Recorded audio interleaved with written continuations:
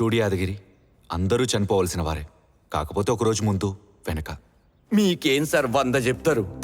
నేను ఎన్ని కలలు కన్నానో మీకు తెలుసా? ఆటో అమ్మేసి ఫైనాన్స్ లో కారు తీసుకుని జబర్దస్త్గా తిరుగుదాం అనుకున్నా. నా కలలని నాశనం చేసిండ్రు. సార్, అంటే నేను నిజంగానే చచ్చిపోయినా సార్? ఎన్నిసార్లు చెప్పాలి యాదగిరి, నువ్వు నిజంగానే చనిపోయావు. అట్లాంటప్పుడు మనం నరకానికి పోవాలి కానీ ఈ సినిమా ఆఫీస్కి వచ్చేదేంది సార్? నువ్వు చనిపోయాక నీ ఆత్మను తీసుకొని నరకానికి వెళ్తుండగా మధ్యలో చిత్రగుప్తుడు కబురు చేసి ఈ ప్రదేశంలో మరొకరు చనిపోబోతున్నారు, కాసేపట్లో వస్తూ వస్తూ ఆత్మను కూడా తీసుకురా అని అన్నారు. అందుకే మనం ఇక్కడ ఉన్నాం. అంటే వీళ్ళలో ఇప్పుడు ఒకరు చచ్చిపోబోతున్నారు.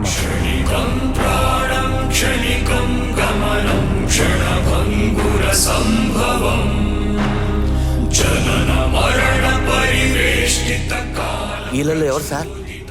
మాకు తెలీదు. సావు ఎటు నుంచి వస్తుందో, వీళ్ళల్లో ఎవరు చచ్చిపోబోతున్నారో తెలియదు.